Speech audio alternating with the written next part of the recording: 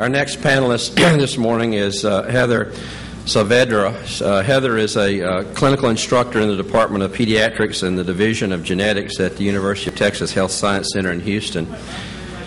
She's worked with children and adults with IEM for 11 years. She's worked with infants and children with kidney failure, space shuttle astronauts, and assisted in developing the food system for the International Space Station.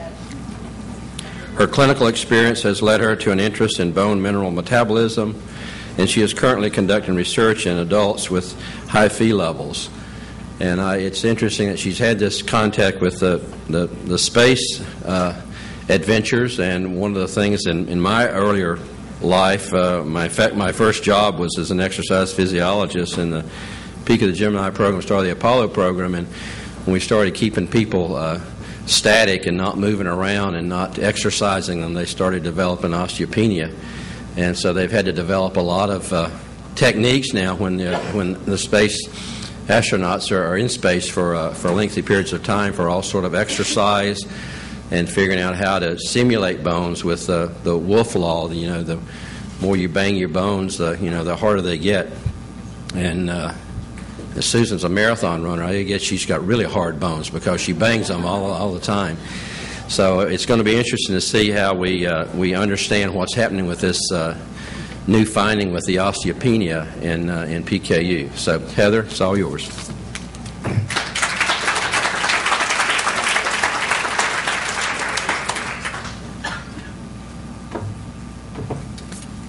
Thank you. This is a picture of the Texas Medical Center, and honestly, you have to look at it to appreciate it, but this is not downtown Houston, this is the medical center. And if you haven't seen anything like this, this is a picture of it. So it's quite impressive. And actually, our office is down towards the bottom. But okay, so before people zone out, this is the main thing. You've got to get as much bone mass as you can and not lose it. Okay? And I have no idea who this person was, but I liked the quote. So today, I hope that you guys, I hope to give you information on bone health as it relates to PKU. My objectives are to know the difference between osteopenia and osteoporosis, to be able to identify 3 main points made by current research as it relates to bone health, and to be able to identify 3 factors important to bone health. So, what is bone density? It's the amount of bone tissue in a certain volume of bone. Then what is bone mineral density?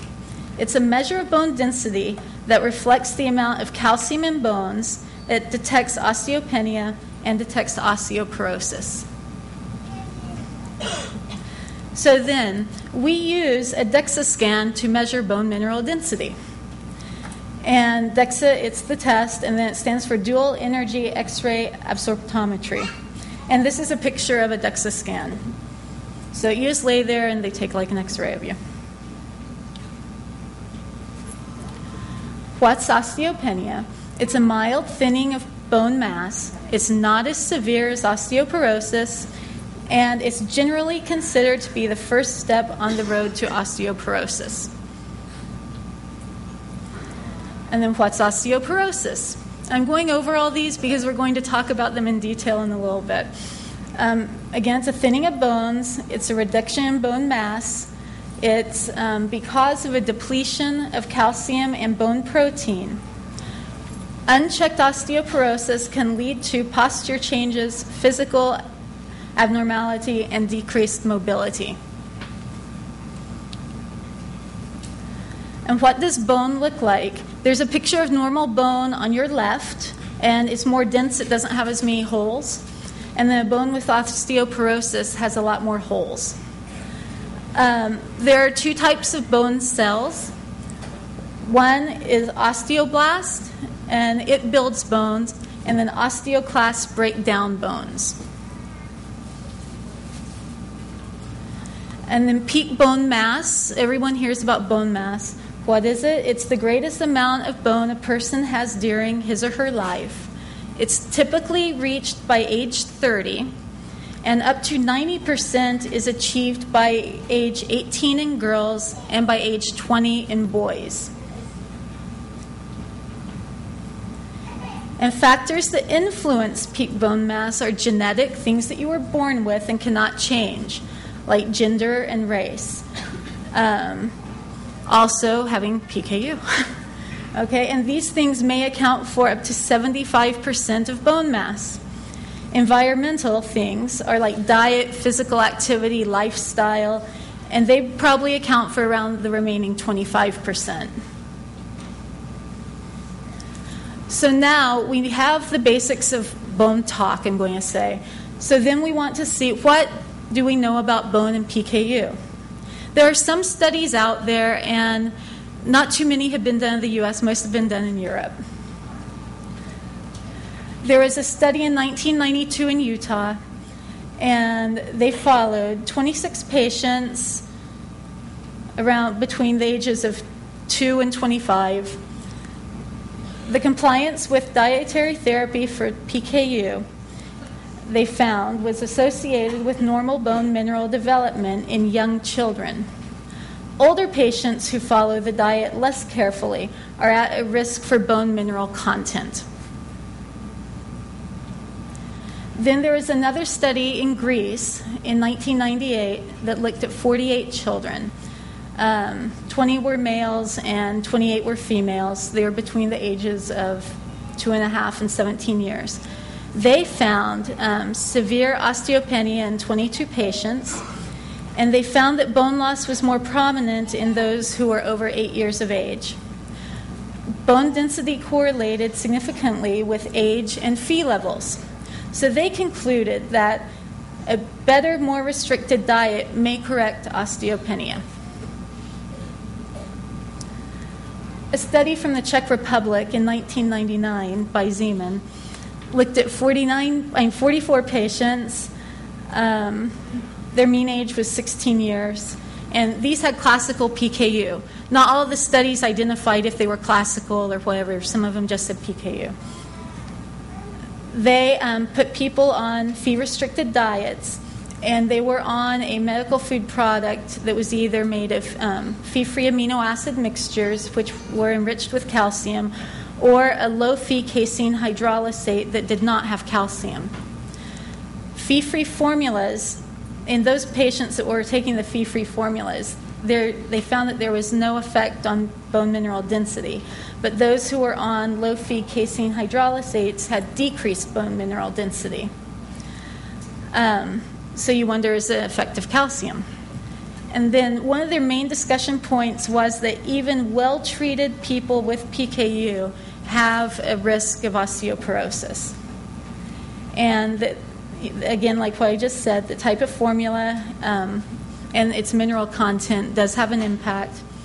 And they were one of the first ones to suggest that possibly a mutation in the PAH gene may have an effect. There's a study done in France in 2002 that looked at 13 children, all with classical PKU. They did DEXAs on these patients at 12 years of age, and they found that 8 of them had osteopenia. They went back and looked at all these patients' Phe levels since diagnosis, which is close to birth. They found that variations in Phe level may contribute to osteopenia. In 2002, for some reason, this is one of my favorite studies. In Spain, Perez Duenas and his group looked at 28 patients who were over 10 years of age. The average age was 18 years. 15 of those patients were late treated, and 11 of those patients had the relaxed diet at 7 to 8 years for approximately 10 years. 50% of these patients had a defect in bone mineralization. There is no correlation between Phe levels and bone mineral density, and they had a positive correlation between bone mineral density and calcium and phosphorus intake. And these patients had decreased bone alkaline phosphatase levels, which suggests decreased osteoblast activity, which I kind of think is probably significant. In Israel, in 2007, there was a study that looked at 31 adults with classical PKU. They found that these patients had a decrease in peak bone mass, and they hypothesized that it was possibly due to longstanding dietary deficiencies, protein, calcium, vitamin D, trace elements, or a primary defect in bone turnover inherent to PKU. Then there was a study in Argentina in 2009 that looked at 11 children, mostly males, with classical PKU. They found that lumbar bone mineral density seems to be more affected than total mineral content.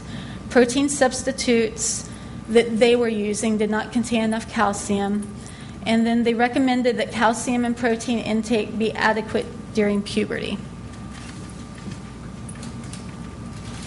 And then I included one mouse study done by Stephen Iannicelli, and they looked at 54 PKU mice, and they had them on diets. Some were on the elemental Phi restricted diet who were treated, some were on Phi unrestricted diets, and then some of them received low or normal protein intakes for 56 days.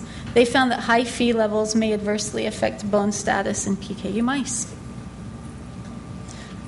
Okay, so basically, if you look at these studies, it's kind of all over the place on what the cause is. Factors affecting bone status in people with PKU. One, plasma Phi levels. The study showed varying levels or elevated levels.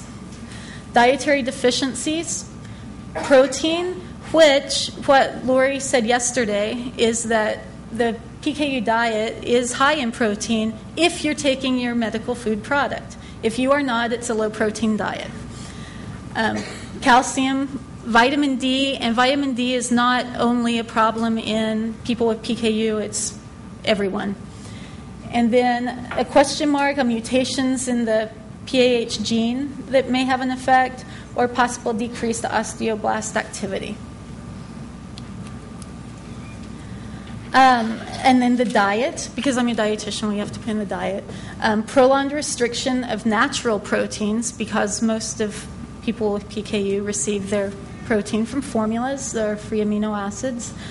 Calcium and phosphorus intake, vitamin and trace element deficiency, dietary fat content, plasma Phi concentrations again, and then BH4 and nitric oxide synthase.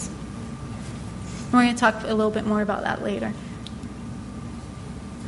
On the restriction of natural protein, medical food or formula, as we know, is the foundation of the diet. Free amino acids are the major source of protein, and the amount of natural protein in the diet is limited by the amount of phenylalanine tolerated.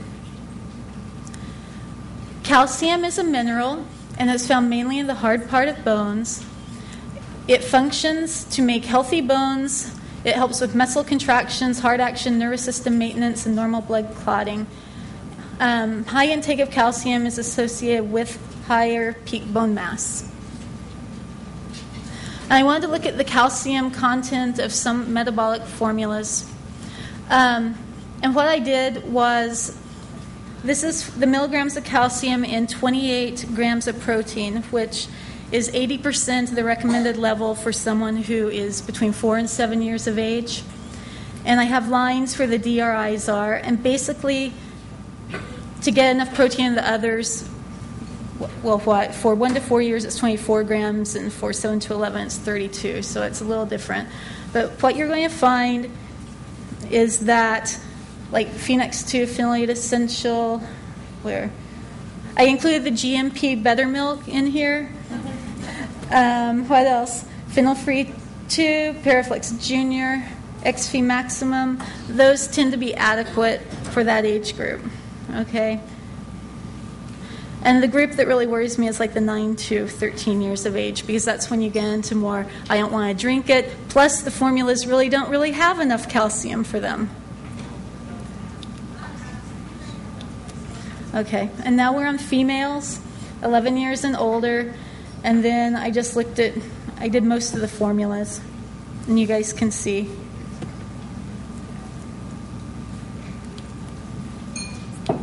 And then males. are the same.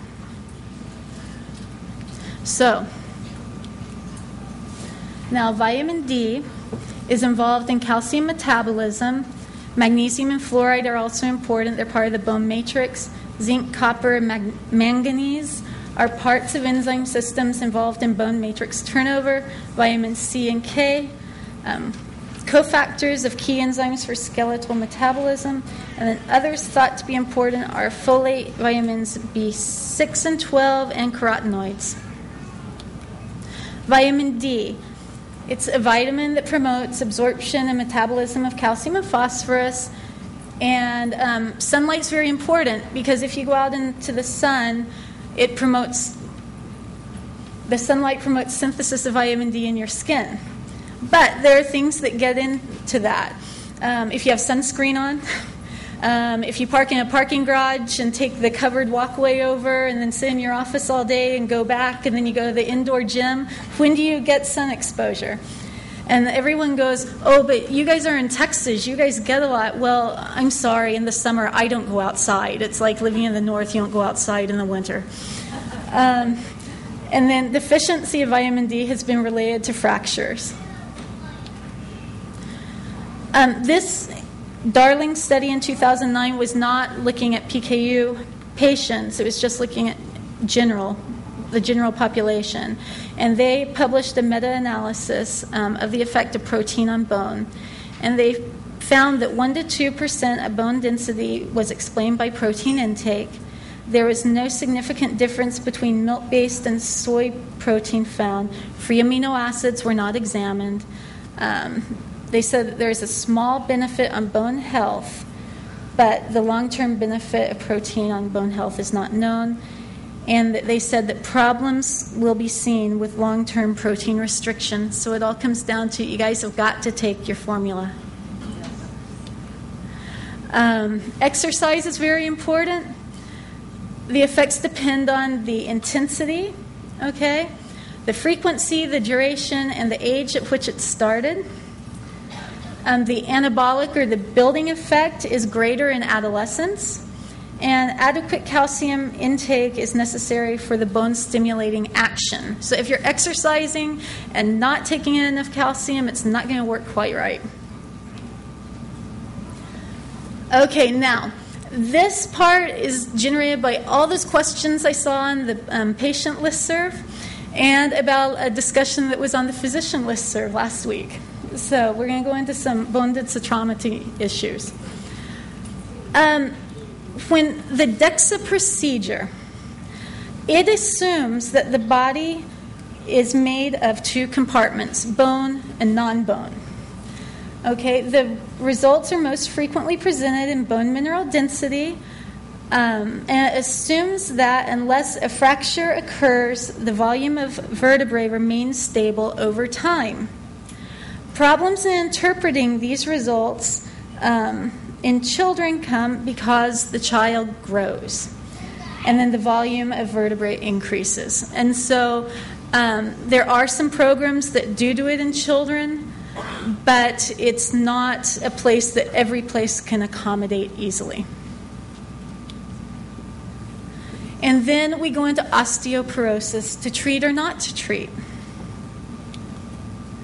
Okay. In children and young adults, because the big question is we've had patients come in or parents saying, I think I want a DEXA scan on my child, and especially on all those little, the listserv, they were talking about, we want them done.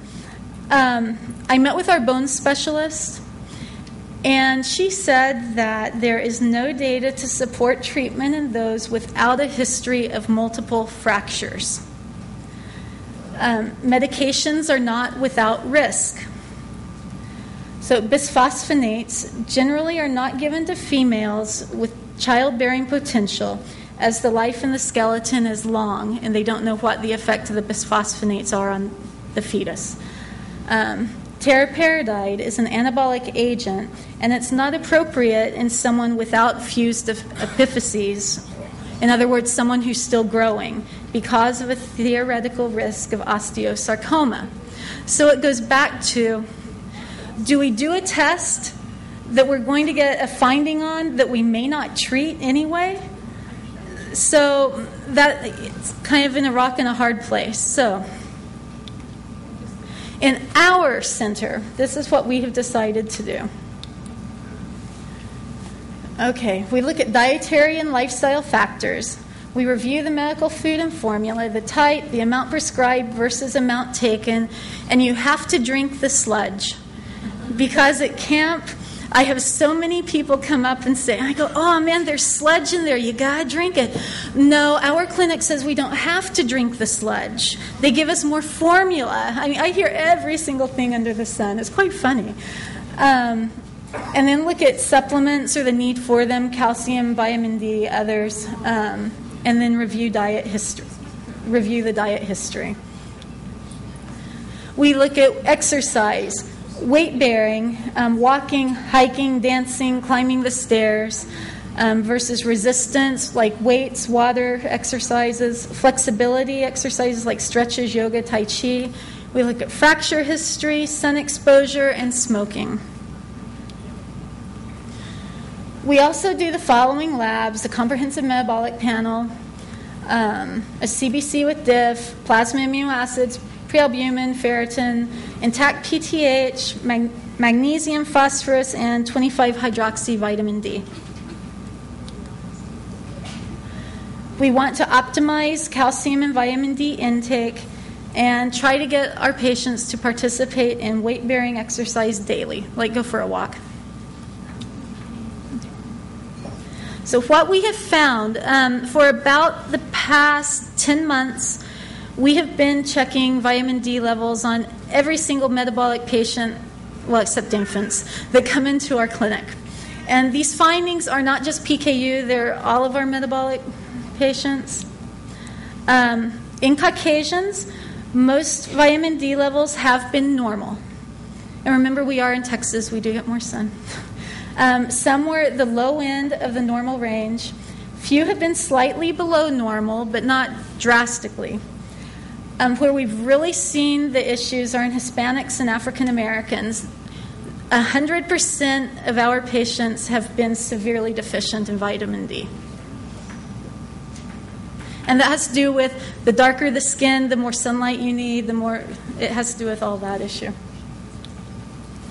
Areas of interest: arginine and BH4 and the nitric oxide synthase pathway. Tryptophan, vitamin D, to determine the bone status of adults with PKU off diet versus on diet with the different types of formulas, large neutrals, and then Kuvan. We are going to be starting a study that we are going to look at bone mineral densities in adults with PKU, as well as other labs to look at osteoblast activity. And then we will, for those who have not ever taken Kuvan, if they want to start Kuvan, we will put them on and then look at how it relates to the arginine, BH4, and nitric oxide synthase pathway and the difference in bone mineral density. So we hope to start enrolling in that later this year. And I wanted to thank all the patients I've ever worked with. I am probably the few metabolic dietitians that has been able to work in multiple metabolic centers in Florida and then 2 in Texas. And this is a slide from a camp that we hold every year, Camp Fever, and it's for kids who are entering first grade all the way through high school. And it's a lot of fun, and everyone really enjoys it. So there you go. Thank you, guys.